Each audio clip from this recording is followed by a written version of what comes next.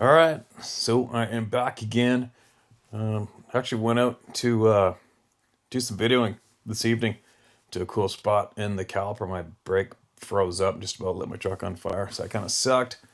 And then, and it's been raining lately, so it makes it a little tough. So I'm gonna make this one indoor video here now and share this story and all these photos. And this is from a family in Oklahoma, I believe. I'm pretty sure Scott Carpenter's helping these people out now, and another man is helping them out. And they're having a lot of grief. And the guy's obviously a little stressed out. He's got these things, taking interest in his family and his children. And he's actually got to send his family away while he tries to straighten this mess out and make sense of it. And you got to feel for these people, man. I mean, you imagine having an experience like the one I'm about to read to you and share with you, and you imagine having this going on and being this concerned and having nowhere to turn to, nowhere to go. Wouldn't that be absolutely mind-boggling frustrating? And then to top it off, if you were to speak publicly about it, then you're going to have people laughing at you and calling you an idiot and calling you a liar. You know? How sad that is. That's pretty gross. But anyway, I was cracking open the story here to get it going. And, I'm thinking another thing too I might do pretty soon. We noticed on a couple channels, we were thinking of doing, like Sarah's thinking of doing this app with the relaxation sounds on it and stress-free sounds on it that you can listen to. It seems to be quite popular. And we got a bunch of cool recording stuff to do it with.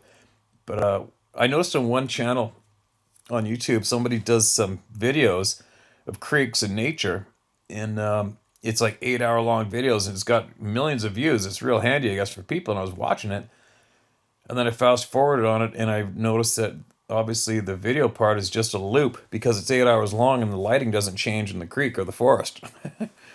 But it gave me an idea, and I thought, hey, maybe I should. I've got this one camera set up, a 4K high def camera, and I can put a 128 gig card in it, and one of these extra large batteries I bought for it. It says it'll record over 6 hours.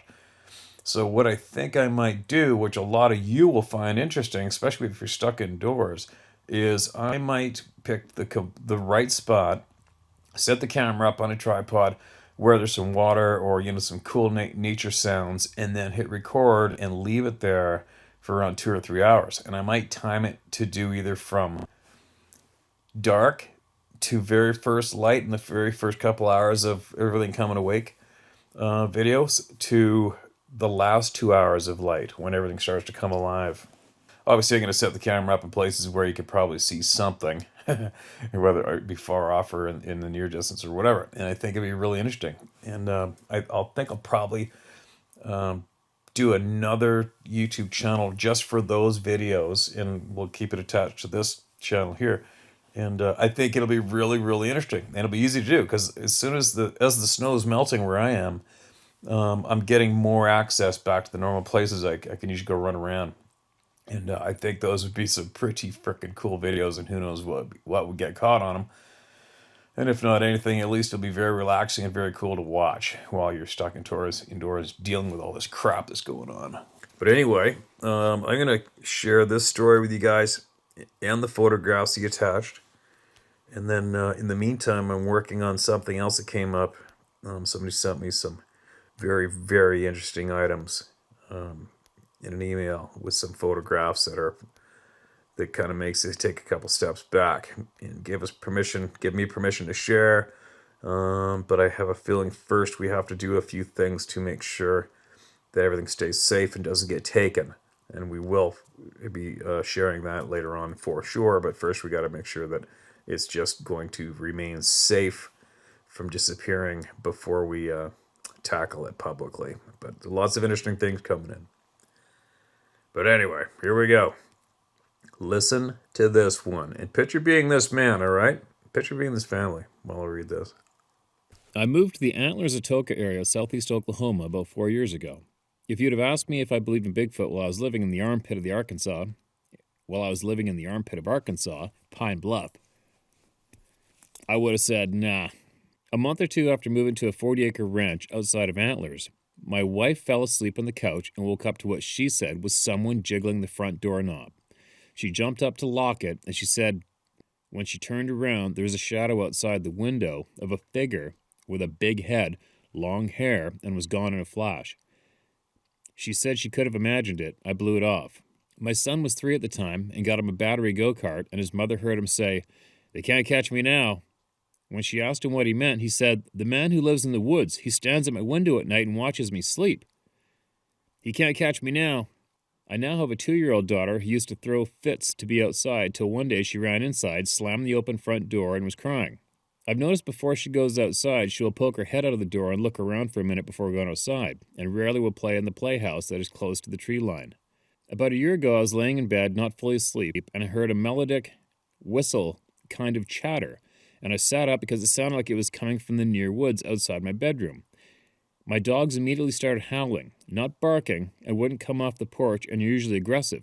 One of my dogs has bit the mail lady, the UPS man, the neighbor.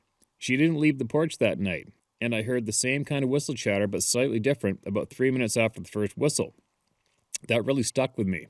I googled what I could best describe as the sound I heard, and Bigfoot talk kept coming up.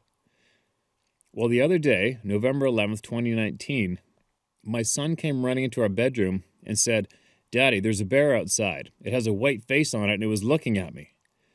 I recently watched Missing 411 and remember a kid describing what I believed was a Bigfoot as a bear that could talk or something like that. I grabbed my rifle and ran outside to where he said he saw it, and I couldn't see anything.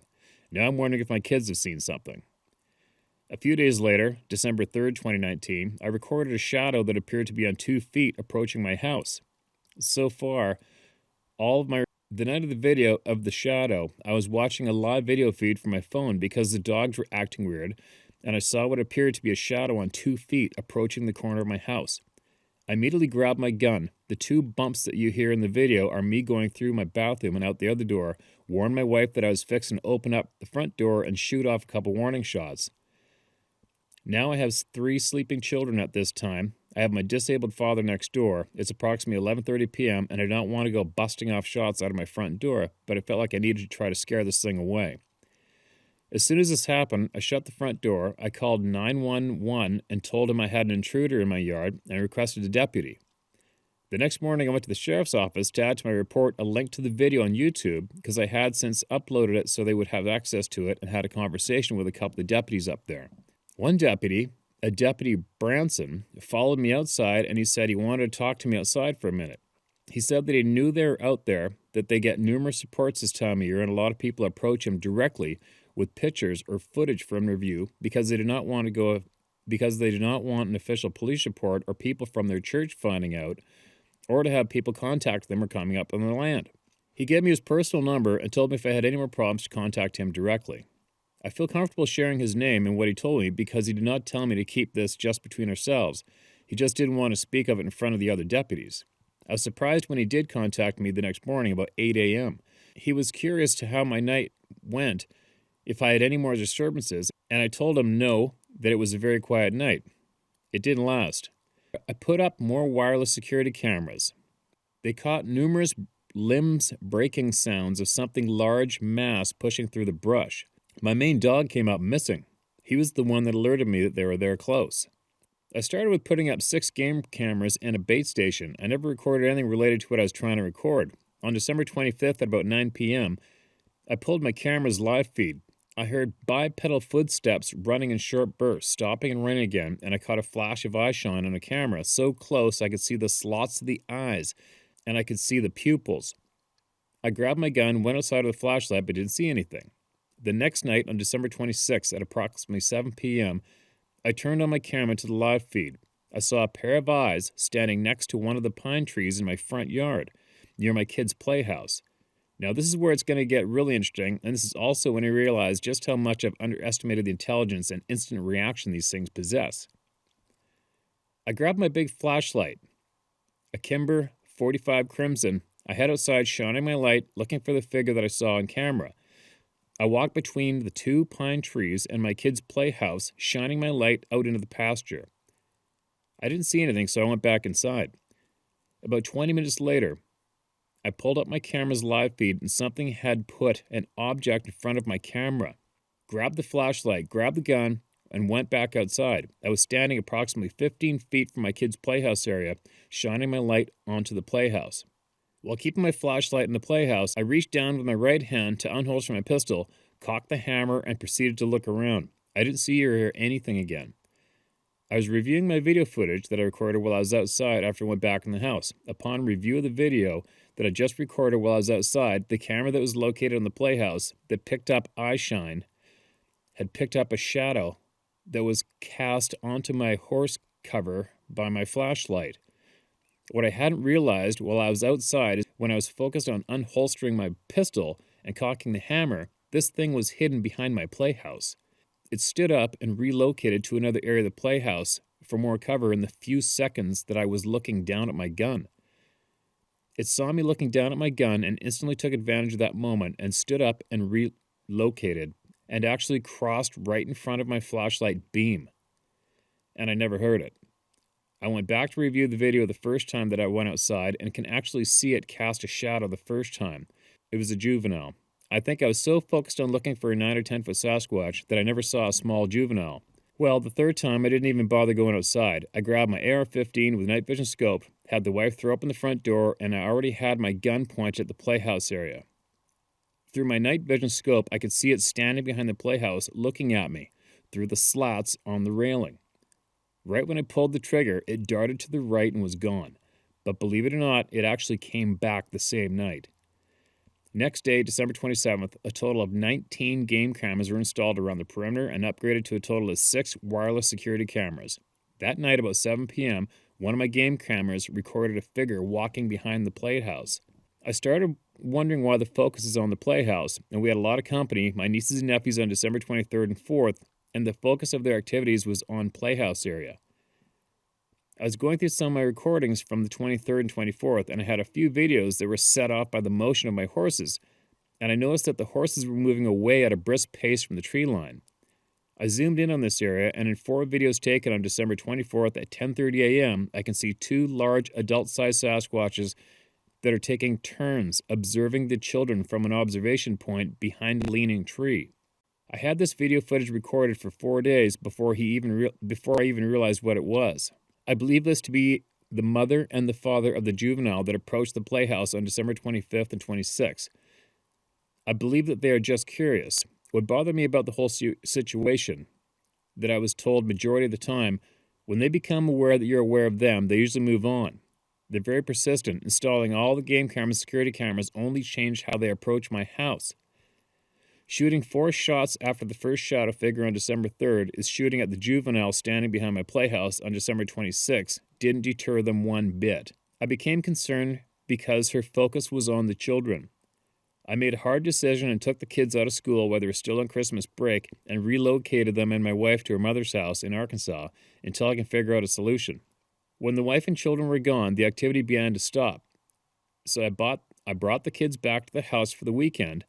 After them being gone for 2 weeks, they arrived on a Friday. Saturday night, I was reviewing the footage from the day, and lo and behold, there he is standing behind the same leaning tree again. This was very disturbing to me because they had to be close enough to my house to hear the children.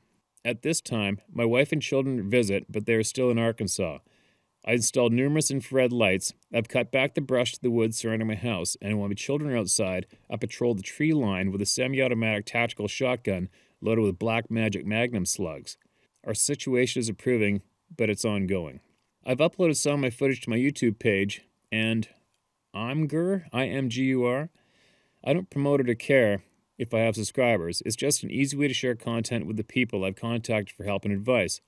My Imgur, my I-M-G-U-R account is Livewire Audio Video 2 to review videos and photos mentioned in this email.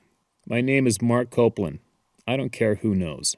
I even posted my property on Google Maps so others could see what my layout and location is in case of other settings that might be close. Special thanks to my friend Joe for his help and kindness, a stranger who reached out to assist me and my family. I'm forever grateful. Thank you and God bless. Well, Mark, thank you so much for sharing that email with all of us, all those encounters on your property with us. And I probably missed your email. Who knows how long? since you sent it to me. And I'm pretty certain you are the man that Scott Carpenter and another man are helping out. And I hope everything gets better. What do you do? I mean, what do you do? You see these things, observing your children, attracted to your children. I don't give a shit what anybody says. If there's a 9-foot tall human being, or even a 5-foot tall human being, or a 9 or 8 or 6 or 3-foot tall hairy being in my yard, concentrating their attention and focus and interest on my children, that's not good. I don't care how many of you people out there think you have a warm and fuzzy relationship with these beings. I really don't give a shit. It doesn't matter. And it doesn't matter if they are harmful or harmless. The fact of the matter is, if you're a parent and you have a family, you have a rural property, it doesn't matter who or what species of being it is. If you have beings somewhat tormenting your home nightly and daily and absolutely are attracted to observing your children from the bushes, really? You people, there's actually might be people out there that think that's okay. Well, it's not okay. It's not okay. No, nobody's saying go out there and kill all these things, but there has to be some responsible, appropriate answers and moves to addressing this grief that's going on with not only these people, there's numerous other people with these exact same experiences going on. Exactly the same. And who do they got to turn to? Where do they go? Who's going to help them? You know? You see what I'm getting at? Who is going to help them? And who is going to spread the honest word and facts about their experiences around that community, that province, that state, that county, whatever, to let other families know that there's potentially some weird beings that are going to take interest in their children from the bushes in the backyard, right? Think about it. But anyway, we are definitely still working on our, oh man, there's so many projects in the go right now, it's silly. But the main project that I mentioned, probably a couple months back is still being created, and it is a pile of work and a pile of money. So you're just going to have to be patient with that. And I'm just saying that right now to let you know it's still hammering forward, and it is going to help people like this family and others, without a doubt. It just takes a little time to pull it off. But in the meantime, I have a feeling this might be enough to share this evening, and I have many, many, many more to share with all of you. 4 people. These people are asking me to share their experiences with all of you, because these people are not only concerned for themselves, they know what they're seeing, they know it's fact and truth, and they're concerned about all of you out there who possibly are having these same experiences. All right? So that's what everybody's doing here. And it is time that we all speak out loud about this with confidence. And if anybody tries to engage you by saying there's no proof, I don't believe it, I think you're a liar, doesn't matter what they say, you kick them to the curb. Don't even speak to them. Just kick them to the curb and push them aside. All they're going to do is stop you dead and be your anchor. They are the crab in the bucket. You ever heard of the crab in the bucket? It's when you're in the bucket with a bunch of crabs and you're trying to crawl up out of that bucket and they're all just pulling you down. That's all they are, is crabs in a bucket. I'm pretty sure there's a song about that. But right now, at this point of the game, I cannot stress enough to all of you to absolutely do not engage the people in our communities who don't want anything to do with this topic. They don't believe it. They want to call you a liar, belittle you, or call you names. It doesn't matter. Just don't engage with them and kick them to the side. It's that easy. And a lot of these Sasquatch organizations and groups and these ego-challenged maniacs, researchers, again, not all of them, but a lot of them, they're going to want to control you and control what you share and control what you know or see or accept as real. And you have to avoid those people at all costs as well and kick them to the curb. And if you ever do have an encounter with these people, you need to come forward to people like me and share the story with me of the grief, so then I will blast them publicly and I'll get on their asses and I'll do it nonstop. All right? Anyway, that's enough for this evening, and tomorrow I should have a lot more to share with you and possibly some very, very incredible photographs that I have had sent to me, and I do have permission to share them with all of you, and I will. We just first have to take a few other steps before we do that to make sure that some items do not get in the wrong hands and disappear from public knowledge and public viewing. And that's what we're going to do. All right, there you go. Be safe out there. Talk to you shortly.